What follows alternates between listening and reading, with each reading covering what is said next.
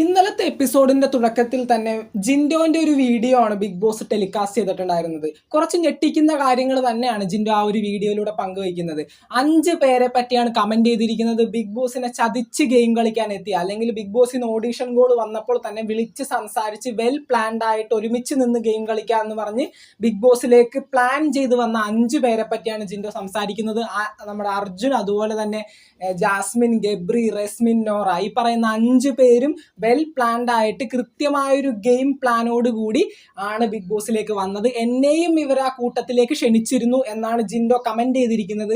ഞാൻ ഈ കൂട്ടത്തിലേക്ക് പോവാതിരുന്നത് എനിക്ക് ഇൻഡിവിജ്വലായിട്ട് ഗെയിം കളിക്കാനാണ് താല്പര്യം. ഇവരുടെ കോൾ വന്നപ്പോൾ തന്നെ ഞാൻ പറഞ്ഞു എനിക്ക് നിങ്ങളുടെ കൂട്ടത്തിൽ കൂടാനായിട്ട് ഒരു താല്പര്യവുമില്ല, എനിക്ക് ഒറ്റയ്ക്ക് ഗെയിം കളിക്കാനാണ് ഇഷ്ടം എന്നൊക്കെ പറഞ്ഞ് ജിൻഡോ അത് അവോയ്ഡ് ചെയ്യായിരുന്നു. അതിനുശേഷം ബിഗ് ബോസിൽ സംഭവിച്ചത് എന്തൊക്കെയാണെന്ന് നമുക്കറിയാം. സെക്കൻഡ് വീക്ക് മുതൽ വളരെ അടുത്ത ബന്ധത്തിൽ മുന്നേറുന്ന ജാസ്മിനും ഗബ്രിയും, ഒരാൾക്കൊരു പ്രശ്നം വന്നാൽ മറ്റൊരാൾ വന്ന് 100% എഫേർട്ട് ഇട്ട് കൂടെ നിൽക്കുന്നു. ഇപ്പോൾ റെസ്മിൻ ആയാലും നോറ ആയാലും എല്ലാവരും തമ്മിലൊരു ബോണ്ട് നമുക്ക് സെക്കൻഡ് വീക്ക് മുതലേ ഫീൽ ചെയ്തിട്ടുള്ളതാണ്.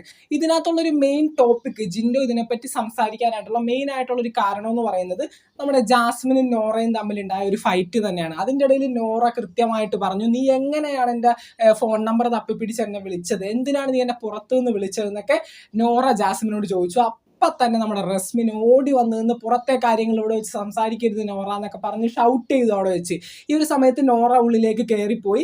അവിടെ വെച്ച് ജാസ്മിൻ പറഞ്ഞു, പുറത്തെ കാര്യങ്ങൾ അവൾ ഇവിടെ വലിച്ചിട്ടു, ഇനി ഞാൻ അവളെ പൊളിച്ചടക്കും എന്നൊക്കെ പറഞ്ഞു. നോറ തീർന്നു എന്നൊക്കെ പറഞ്ഞ് ജാസ്മിൻ ഇന്നലെ ഭയങ്കര വയലന്റ് ആയിട്ട് ഇന്ന് ഷൗട്ട് ചെയ്യുന്നുണ്ടായിരുന്നു. ഇതൊക്കെ കണ്ട് നമ്മുടെ ജിൻഡോ മച്ചാൻ അടുത്ത് തന്നെ നിൽപ്പുണ്ടായിരുന്നു. ജിൻഡോ ഇതൊരു സെക്കൻഡ് വീക്കിൽ നടന്നൊരു മോർണിംഗ് ആക്ടിവിറ്റി തന്നെ ഏകദേശം കഥ പറയുന്നത് പോലെ പറഞ്ഞിട്ടുണ്ടായിരുന്നു. എന്നെ ബിഗ് ബോസിൽ നിന്ന് കുറച്ചൊരു വിളിച്ചിട്ടുണ്ടായിരുന്നു, ഒരുമിച്ച് നിന്ന് ഗെയിം കളിക്കാമെന്ന് പറഞ്ഞു. അപ്പം ഞാൻ എനിക്കത് സാധിക്കില്ല, എനിക്ക് ഒറ്റയ്ക്ക് നിന്ന് കളിക്കാനാണ് ഇഷ്ടം എന്നൊക്കെ പറഞ്ഞ് അപ്പം തന്നെ അത് ഒഴിവാക്കി എന്നുള്ള കാര്യം ജിൻഡോ ഒരു സെക്കൻഡ് വീക്കിൽ നടന്ന ഒരു മോർണിംഗ് ആക്ടിവിറ്റി തന്നെ റിവീൽ ചെയ്തിട്ടുണ്ടായിരുന്നു. പക്ഷേ അത് കുറേ പേര് ശരിക്കും അത് എടുക്കേണ്ട ഒരു രീതിയിൽ എടുത്തില്ല. ജിൻഡോ വെറുതെ ഒരു കഥ പറയുന്നത് പോലെയാണ് അപ്പം ആ ഒരു സമയത്ത് അത് പറഞ്ഞത്. അപ്പോൾ വെറുതെ പറഞ്ഞതായിരിക്കും എന്ന് വിചാരിച്ചു.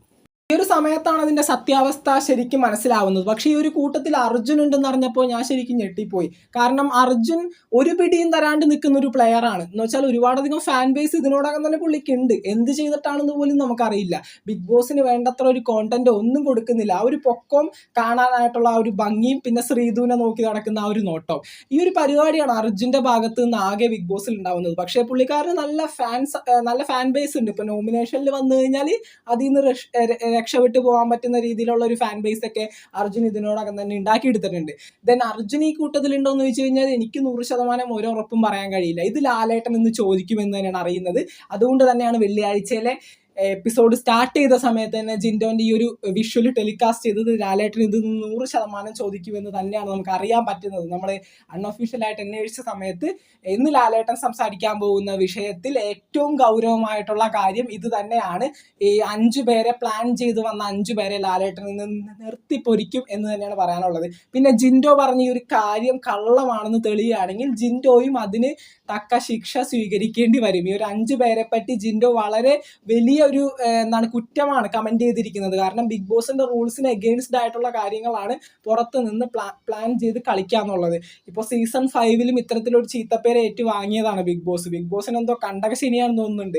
എത്രത്തോളം ഓഡീഷൻ കോളും എത്രത്തോളം ഇന്റർവ്യൂ ഒക്കെ കഴിഞ്ഞിട്ടാണ് അത്രയും സീക്രട്ട് ആയിട്ടാണ് ഈ ബിഗ് ബോസ് സീസൺ 6 കണ്ടസ്റ്റൻസിനെ റിവീൽ ചെയ്യാതെ ഇങ്ങനെ പിടിച്ചു വെച്ചത്. അതും ഇങ്ങനെ ഇത്തരത്തിലായെങ്കിൽ കണ്ടകശനി തന്നെയാണ് ബിഗ് ബോസ്. പ്രശ്നം വെച്ച് നോക്കേണ്ടി വരും മിക്കവാറും. അപ്പോൾ എന്തായാലും ഇന്നത് തെളിയും. ഒന്നില്ലെങ്കിൽ 5 പേർക്ക് നല്ല പണി കിട്ടും, അല്ലെങ്കിൽ ജിൻഡോ മച്ചാന് പണി കിട്ടും. ജിൻഡോ പറഞ്ഞ ഈ ഒരു കാര്യം സത്യമാവാനായിട്ട് 50-50 ചാൻസേ ഉള്ളൂ. കാരണം നമുക്ക് ഉറപ്പൊന്നും പറയാൻ കഴിയില്ല. എന്തൊക്കെയായാലും ഇത് സത്യമാണെങ്കിൽ അതും പൊളിച്ചടക്കും ഇന്ന് നമ്മുടെ ലാലേട്ടൻ. കള്ളമാണെങ്കിൽ ജിൻഡോനും കിട്ടും പണി. അപ്പം നമുക്ക് നോക്കാം ആര് പറഞ്ഞതാണ് സത്യം, ആര് പറഞ്ഞാണ് കള്ളം എന്നുള്ള കാര്യം. നിങ്ങളുടെ അഭിപ്രായങ്ങൾ തീർച്ചയായിട്ടും താഴെ കമന്റ് ചെയ്യാൻ ശ്രമിക്കാം.